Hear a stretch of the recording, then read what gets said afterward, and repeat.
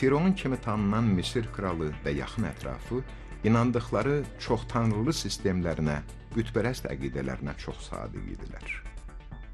Onların batil əqidələrinə görə hətta Firon belə bir tanrı hesab olunurdu. Belə bir dövrdə Allah Musa əleyhissalamı bu qövmə peyğəmbər kimi göndərdi. Lakin Firon Həzrəti Musanın Allaha iman gətirmə haqqındakı dəvətlərinə iftira və hədələrlə cavab verdi.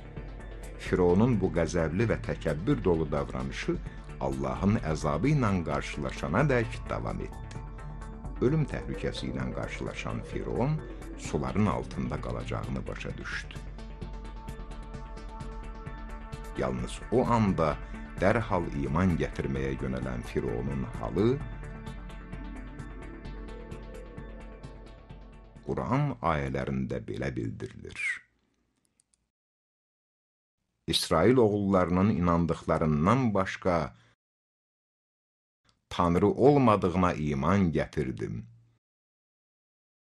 Mən də artıq müsəlmanlardanam, dedi.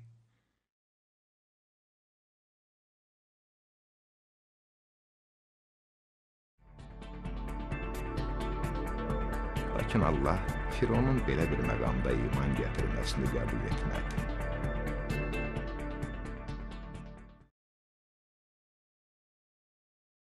İndimi, halbuki əvvəlcə qarşı çıxmış və fitnə fəsad törədənlərdən olmuşdun. Səndən sonrakılara bir ibrət olsun deyə bugün səni xilas edəcəyik. Həqiqətən, insanların çoxsu ayələrimizdən qafildir.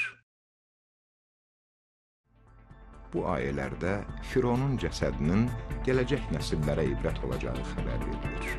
Bu da cəsədin çürümədən qorunacağına bir işarədir. Necə ki, bugün Fironun cəsədi tarixi bir sənət kimi Qahirədəki Misir Muzeyinin kral mumyaları otağında sərgilənir. Eyni ilə 1400 il əvvəl ayələrdə xəbər verildiyi kimi.